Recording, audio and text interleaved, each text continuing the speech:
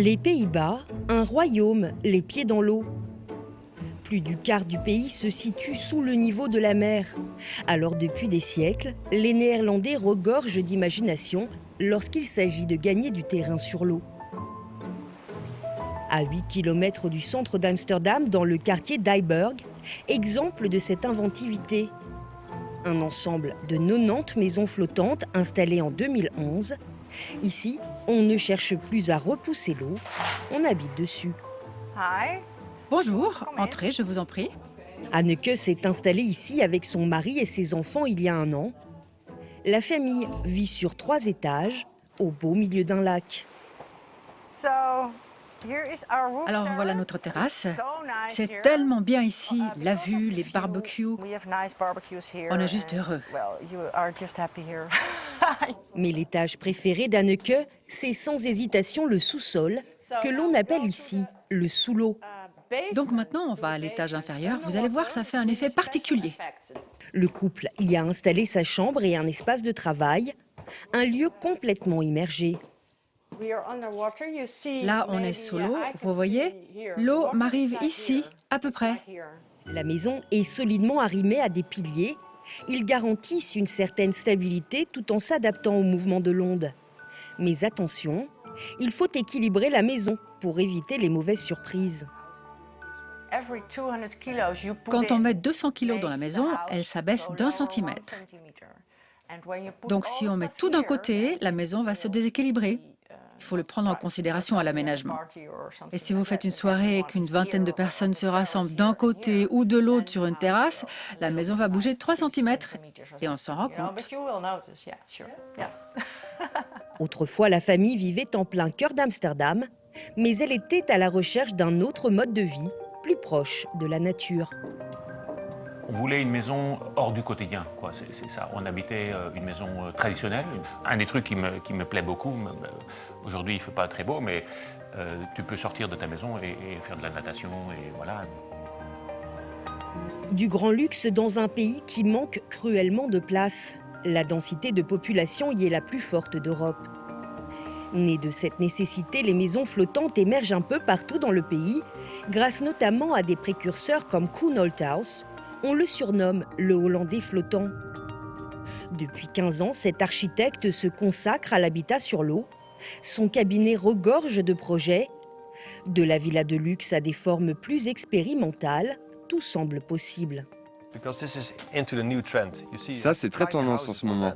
Vous avez les tiny houses sur terre, et là, ce sont les tiny houses sur l'eau, que l'on peut installer un peu partout avec un petit garage, une pièce avec cuisine et douche. Koen milite depuis des années pour changer le rapport des Pays-Bas à l'eau. Longtemps raillé, sa vision de l'habitat répond pourtant à une réalité très concrète. On a une grande digue de défense de ce côté-là pour se protéger de la mer. Et à l'intérieur des terres, nous avons 3500 cellules d'eau. Ce sont des territoires que nous asséchons en pompant l'eau. C'est ce qu'on appelle ici les polders. Et ça n'a aucun sens. On ne peut pas continuer à pomper ainsi ces terres. Donc il faut changer d'attitude. Arrêter de se battre contre l'eau, mais au contraire, vivre avec.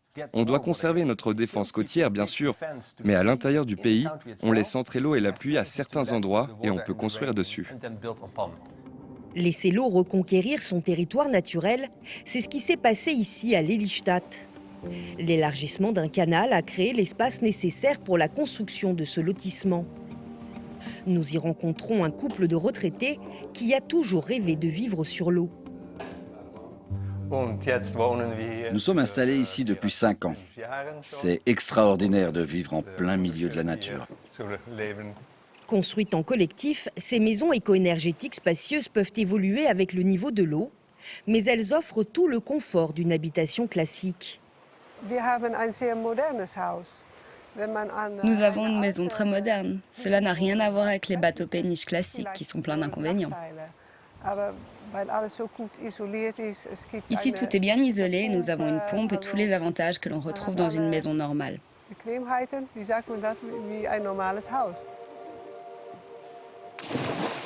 Une maison comme une autre, mais au beau milieu d'une piscine naturelle.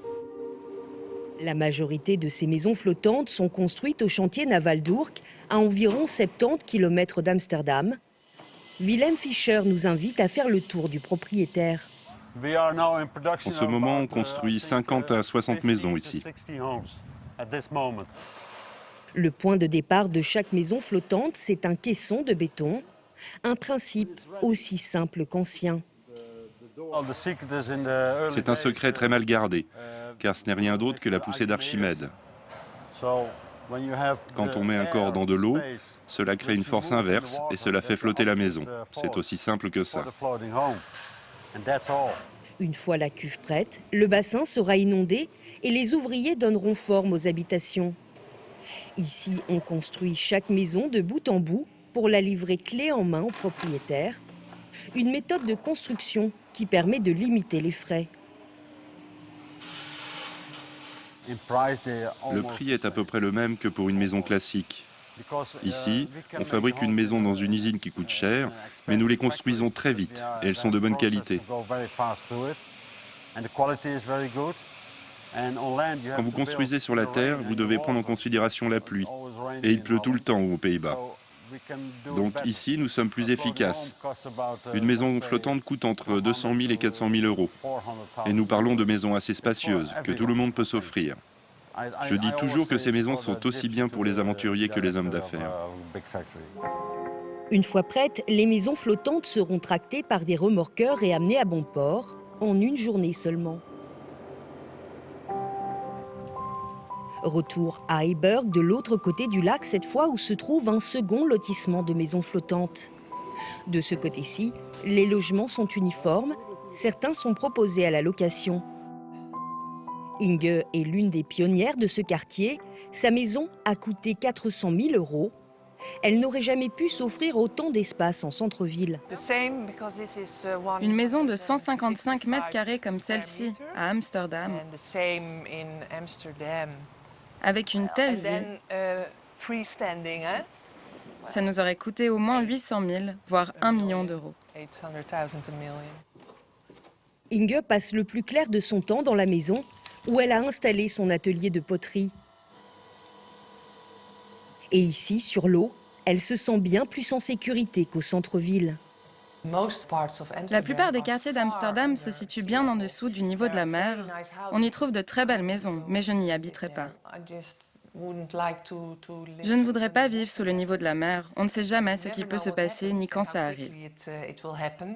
Ici, au moins, quand le niveau de la mer monte, notre maison monte avec.